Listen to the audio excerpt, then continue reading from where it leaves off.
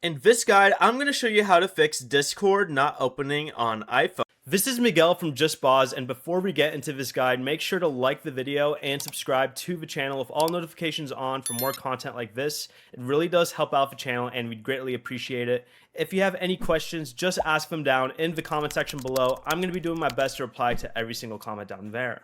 First, you're going to want to go to your settings app and then scroll down to where you see General right here.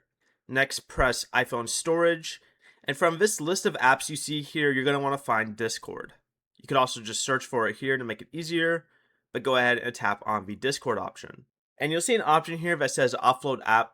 You're going to want to press this and then reinstall the app in order to remove any temporary files or caches associated with the Discord app. But once you do this, you can go ahead and close the settings app and then open Discord.